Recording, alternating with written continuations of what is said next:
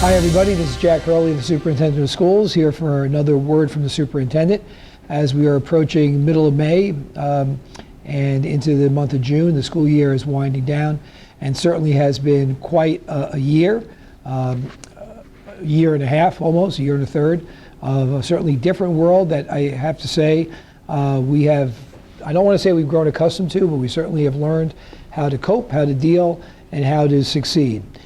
If you look at where we were a year ago and where we are now, and you see so many of our school activities, our clubs, our sports, our programs are functioning, albeit a little differently, but they're still functioning. We have somewhere in the vicinity of 70% or higher of our students who have been in school all year, and we've stayed open all year. I think we've done a really good job as a community.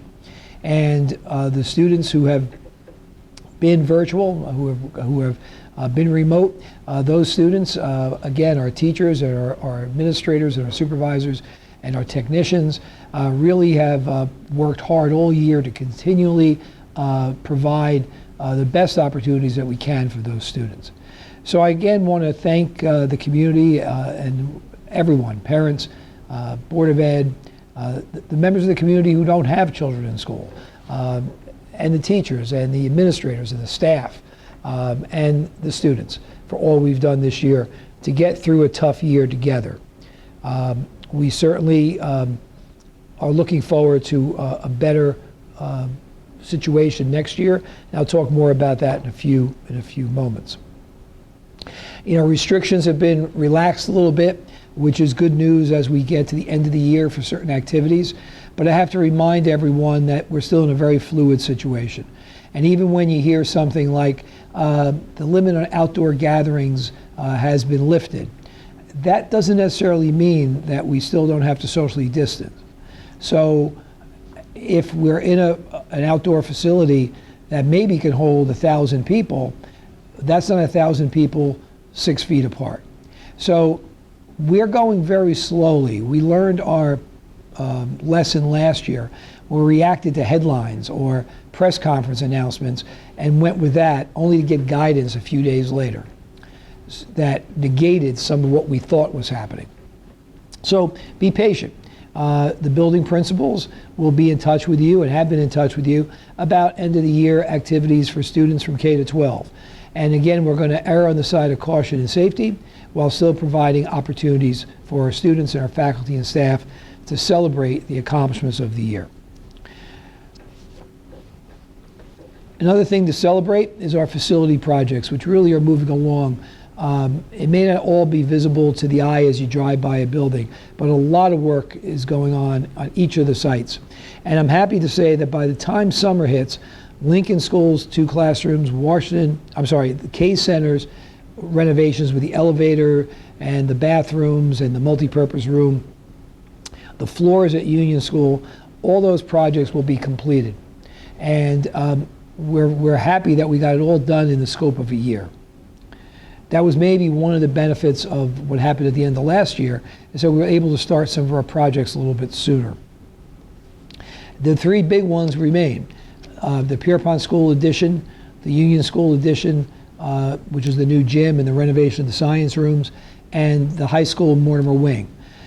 There's tremendous amount of work going on in the Mortimer wing of the high school. All of it is inside. So you drive by, you don't see anything happening. You won't see much happening outside till maybe the end of this summer, and then that's going to be next summer. But the entire infrastructure of the HVAC system and the air filtration system and the univents, all of that work's going on above the ceiling in the high school every night. You can see what's happening at Pierpont and Union when you drive by. You can see steel structures up. But again, there's a lot of work to be done interior in those structures. And then at Pierpont, the second phase will be the addition of 11 classrooms where the current gym is. So we're full speed ahead of the projects. Again, we appreciate your support and your cooperation. We're not the type of business that can close down while we have construction going on.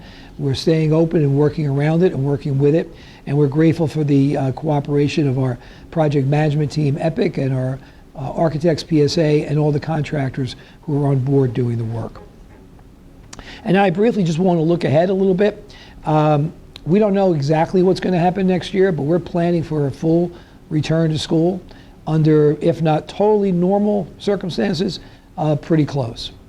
Everything seems to be pointed in that direction from the rhetoric and the comments coming out of Trenton and other states, capitals around the region. From what we're hearing from various professional associations. So we'll be planning to move in that direction with the obvious caveats we may have to put in for added protection against the virus. But we are hoping and planning for some normal school year next year. We will be ready, though, to do anything we have to do to have school open for the largest number of students to the full extent possible. So it'll be another busy summer of planning for next year, and another summer of asking for people's patience and cooperation until we get all the guidance that we need to know the direction we're going in.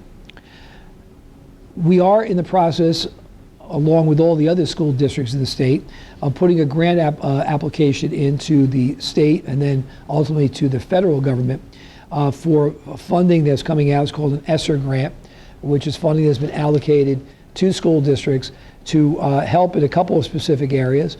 Learning acceleration, which I think is a much better way of looking at it than saying learning loss.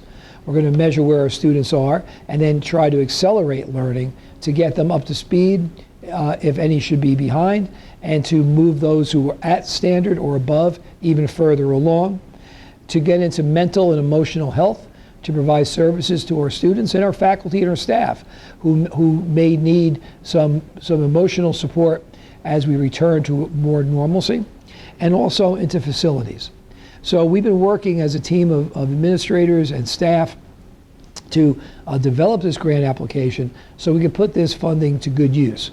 And our Professional Development Day on June 1st, when students will be home the day after Memorial Day, our faculty and staff will be in, and a great part of that day, if not the entirety of that day, is going to be looking at some of the things that we're going to be planning to do next year with grant money, some of them without grant money, to address those needs I just spoke about. Learning acceleration, mental health and emotional health, and also facilities. So while we're getting through the end of the year, and which is always a happy time of reflection and celebration for accomplishments, we're also have our eyes straight ahead on getting ready for September and what will be hopefully a really outstanding school year. I'll be back in June before the end of the school year with some more information. I ask you again to continue to look for information that comes either from my office or your building principals. Check our website from time to time for any updates, and stay well and enjoy the spring and the approaching end of the school year. Until next time, it's Jack Hurley, Superintendent of Schools.